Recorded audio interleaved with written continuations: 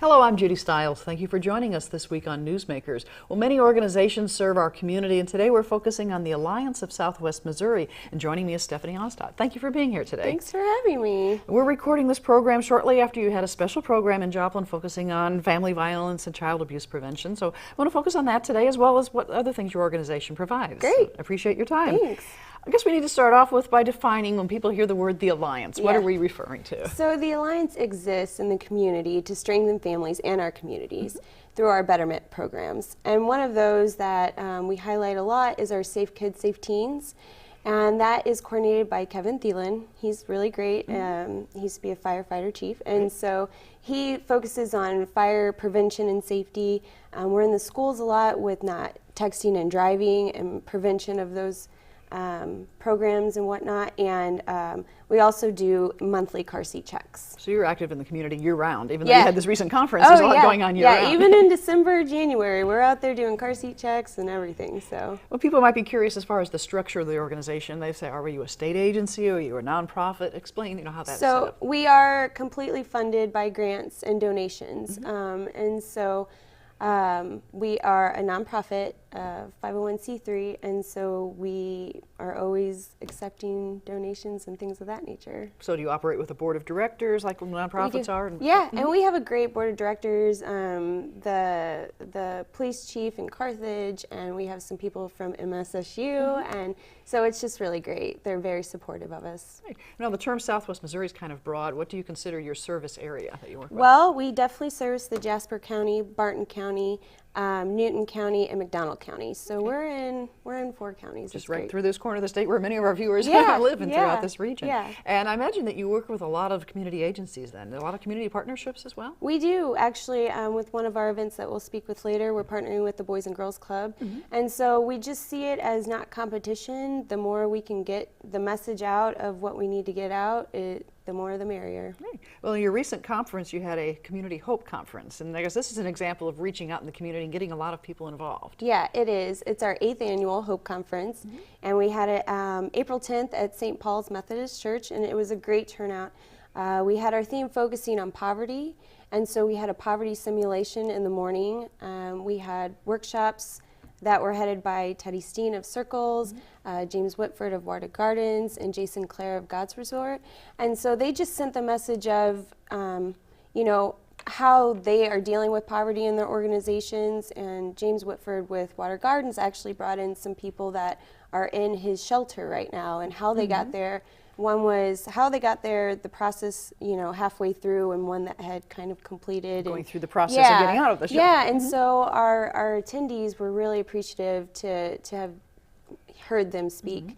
And then we had the poverty simulation, which was out of 80 people, you're kind of grouped together as a family, and you're given a scenario where you could either be set to fail from the beginning, as in you have no transportation vouchers to get to A, B, and C, but you have to because you have to go pick up your child at school, or you only have $50 for the month, and you have to go buy groceries and whatnot. And so it really taught our attendees that lifestyle.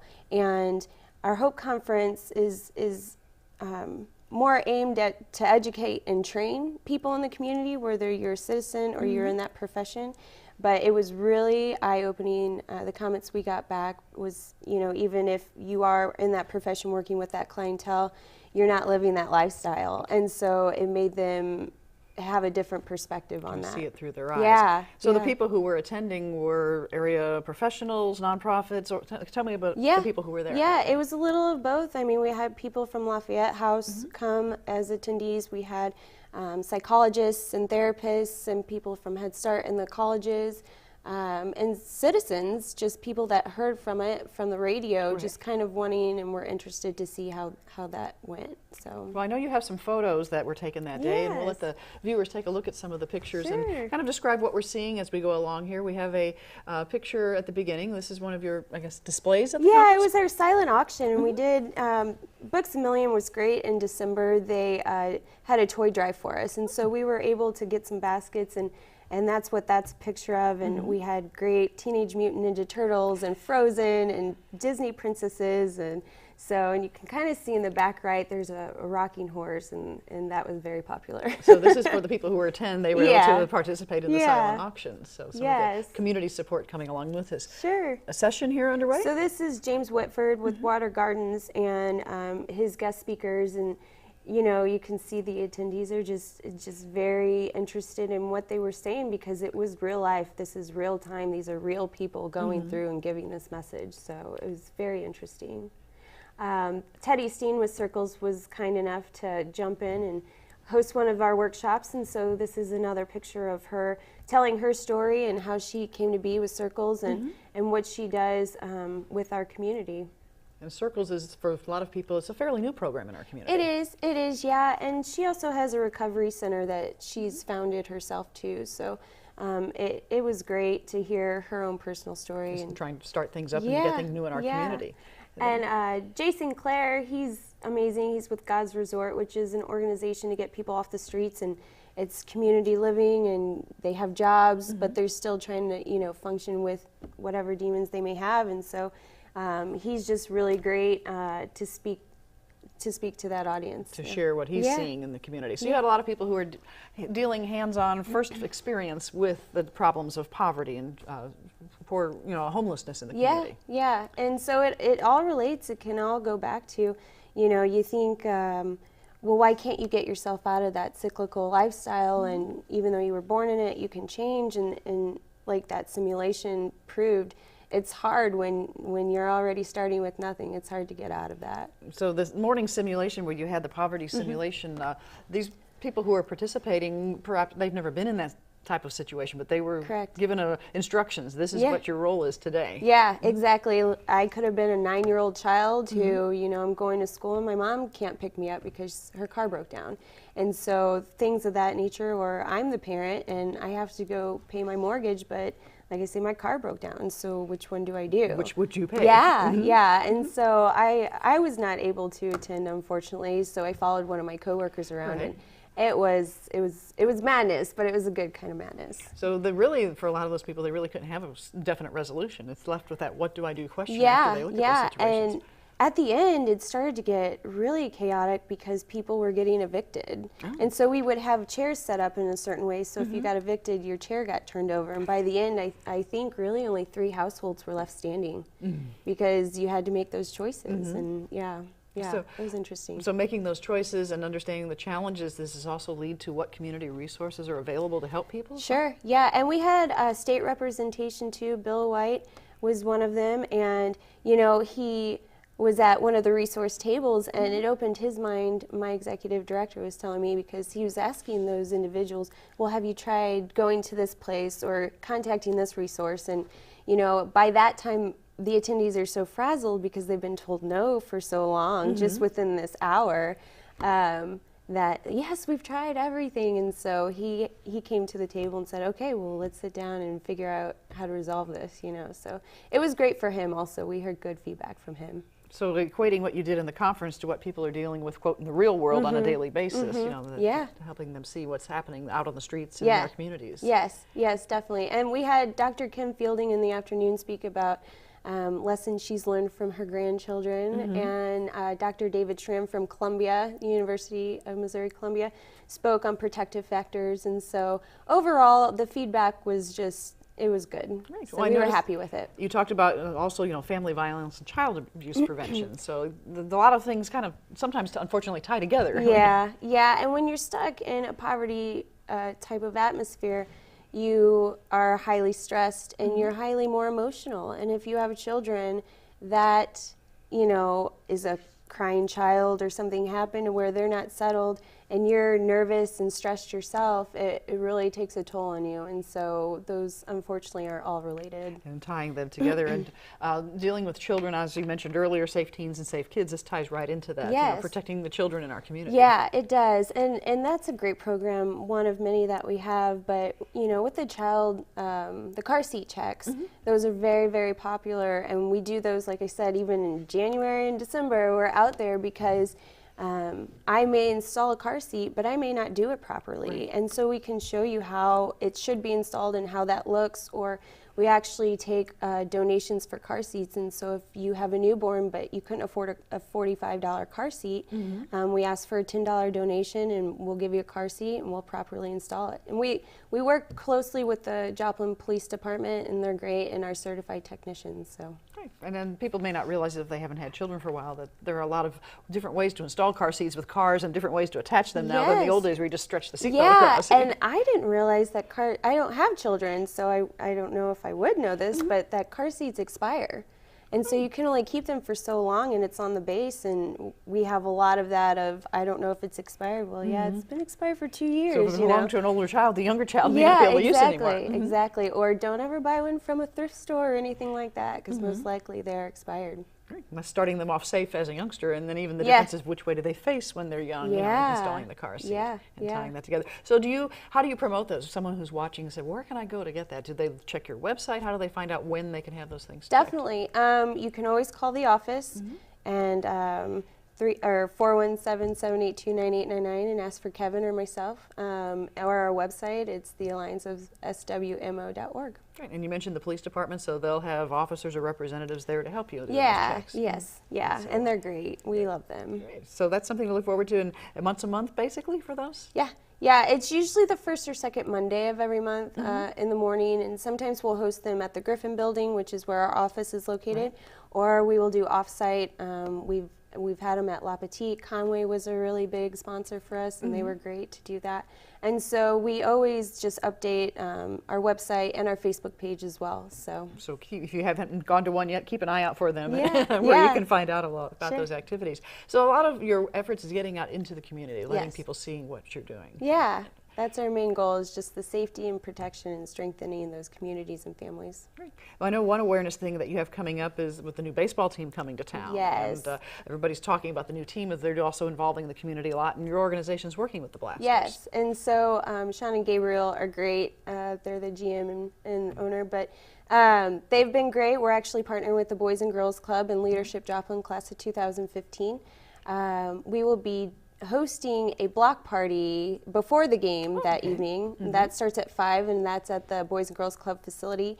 And we're going to have free food and games and a dunk tank, and so it's all coming together. It's sounds like it's really a family event then. Yeah, it is, and it's free, so there's no reason why anyone shouldn't want to come out. And then our organization is selling tickets for the game that starts at 6:35, and those are $5. And what's the date of that game? That is Tuesday, May 19th. Okay. Yep, so it's coming up, but we're excited, and we're excited for the new stadium and the new team. So we'll be able to get some exposure, but also those ticket sales will help your organization. Yeah, proceeds come back to us. Proceeds to help you out as well. Yeah, and Boys and Girls Club is also a part of that, so they're selling tickets as well. So those partnerships like Boys and Girls Club are important for you to maybe reach some other parents, some other people that you haven't otherwise been able to reach and work with. Yeah. I know my position and where our offices are, you know, I don't get to see a lot of the field work, and someone like Boys and Girls Club, obviously they're the hands kids on are with there. The children all the time. Yeah, and so it's great for us to partner with one another, and like I say, just to get the message of there are safe things out in the community that are family oriented, or that our programs are bringing to the community that can teach and educate you on things to be safer. Do you find that a lot of parents are just glad to know they're not alone? I mean, sometimes people joke and say, well, I left the hospital, they handed me a child, now what do I do with it? No, and we see, you know, a lot of them coming together and reaching out to one another and comforting those people, you know, that may have those concerns, or it's something else that someone else has been through. I understand you also have parenting classes to help out young parents, new parents, I guess. You'd be old as well. Yeah, and so those are really great. We offer those in a weekly course, so we're coming out of our Joplin one, and we host them in Carthage and McDowell County, but child-parent relationship training is what we call it. And so it is for those parents that, I have a new child, you know, how do I have to raise this child. Yeah, you know, how do I emotionally stay stable when my child can't, and how do I teach them and raise them, you know, in this certain kind of lifestyle to be safe and to not do drugs and to not drink and things along that nature. So who helps teach these courses? Do you have volunteers, people from your organization? Yeah, our organization, Project Care, is over that, and so they do a great job. They teach it, and you know, we do have volunteers that help with that as well. Now, is there a cost for those classes if people want to participate? Those Yep. are free as well, Yeah, so they can take part in that. So it's great. It's great. And we get food donated, so we can provide dinner and everything as well. So they can check your website once again to find out when that's happening and where that's happening. Yes, it's all on our website. Now, people who may have heard throughout the years, in this June you have an event in Carthage, Mudstock. And of course, we're still not up to that time of year, but people say, oh, I remember that's where the people are having fun in the mud. Yeah. And so the idea behind that is to keep your insides clean, but get muddy on the outside. And so we're having it Saturday, June 6th. And what that entails is we just are in a huge field, and police department is involved, the National Guard and fire department. And so we just dig holes in this huge course and put water all over it. Make it as and muddy as you can. Muddy, and you know, the kids come out and they just have a blast because they're getting to get dirty and play, and it's okay. They're going to be covered from head to toe in mud. Oh yeah. And so hopefully it'll be a hot, warm day, and it'll rain before to help us out. But Mercy's donating some food for that, and so it's a great time. So it's another family type of event. It is, yeah. Kids. Yeah, I mean, I don't think most parents go through it with their children. They'll let the kids run and watch and say, oh, no, you're all muddy now. Yeah. So you hose them down afterwards? Yeah. We have these huge sprinklers from the fire department that they just, it's a blast. So they can get clean before the parents have to put it back in the car. Exactly. So bring dry clothes for them to change into. Cause so that will be in Carthage? It will. And where is it located in Carthage? It's going to be, and I don't have an address exactly, but on the old airport property. Right. Yeah. So we were, the land that we have used in the past is actually being developed, which is great. But so we had to find a new location. Right. And that's free to the public as well? It is, yeah. So come on. And that was June 6th. June 6th, more the merrier. Mark your calendar for that first part of June and tying that together. Well, I know you're working with youth and teens, and you also have different activities for teens year-round. I've read on your website that you have youth summits and things that are held, and just getting the youngsters together. Yeah, so we do that quarterly. We actually have one tomorrow in Neosho at Crowder College. And each one has a different theme. We've done risky relationships, whether it's with your parents or with a significant other or with a friend, and how to manage those and what those look like. We've done in the tomorrow is a CSI theme, doing an investigation. So there's hands-on activities for the youth. And when you hear the word summit, people think, oh, it's just a meeting, but they're hands-on. No, I mean, they're interactive. They don't sit for too long because obviously their attention span won't stick for just, a conference. They don't want to listen to lectures all day long. Yeah. And so we've had great messages of being drug-free, and the kids that attend that are, from McDonald County, from Jasper County, and so those are, I believe, the future leaders of our community because they're interested in making a difference. And so what they're learning, they can share with their generation and their peers. Yeah, and that's the point. They wanna take a cool message of why would you use drugs, to stay drug-free and alcohol-free, and take that back into their school and teach their peers what they've learned, and it's been working very well. Right, so it's student-to-student teaching. Yeah, exactly, because kids don't listen to us very much. The adults are the people that aren't the authorities. Yeah, we don't know what we're talking about. So, what about working with the schools then? Do you have school districts and schools that you're working with on programs? Yeah, and so we're very much involved in the Joplin High School and the surrounding elementary schools, and we do fire safety with the elementary schools a lot. Kevin Thielen again is the coordinator for that, but we have a smoke trailer that's filled with non-toxic smoke, and kids can go in and crawl around and see that they need to stay close to the floor. The smoke does indeed rise up. Yeah, and that, you can feel around to see, and then we have a window where they climb out and they go and to their family meeting space. And so it's really, really informative, and it really helps them to go through the motions of what a fire looks like. They visualize, everybody says have an escape route, crawl, but to actually be in there in a smoky room and realize, wow, this is real. It's scary, I went through it and I couldn't even see my hand in front of me, and they're like, okay, watch out for that bed. I'm like, there's a bed in here? I can't see anything. So it's a good experience for the kids. Good. And that's for the youngsters, the elementary school and early education then. Yeah, we do more in the high school and middle schools of don't text and drive and don't drink and drive, definitely don't drink, but we pair with MoDOT a lot to present those programs. Yeah. Right. We hear a lot about those programs coming in where they're trying to get those young drivers to be aware of those risks that they face as drivers. Yeah, everyone, you know, that age probably thinks they're invincible a little bit, and you're not, I'm not, you know, and so you got to put the phone down, you got to put it on silent and don't pay attention to it. And, you know, even getting the message across when your friends are in the car, how distracting that can be. You have a carload of kids, and other ones are making noise and distracting you. Yeah. So we try and get that safety message clear. Great. Well, while we've been talking, we have a website. We can call that up and let people so they'll recognize it. The website address is pretty much the Alliance of SWMO? Yeah, .org. That's okay. us. And so we can take a look at the website and see what we have for you. And you know, you have a lot of choices of information you can find out. And as you say, right there up front, substance abuse, and then here's information about the tickets. Yeah. And it also refers you to a Facebook page, which you're able to get current information. Yes, the Alliance of SWMO is our Facebook page. We're also on Twitter. It's the same thing. But we post a lot, you know, videos, and when our car seat checks are, and when our child-parent relationship training classes are, and you know, we try and keep it light and fun, just so the material can come across, and we don't want to bog you down. But we do, as you can see there with our car seats, you know, we're still trying to get a message across. So. Right, get that information out there.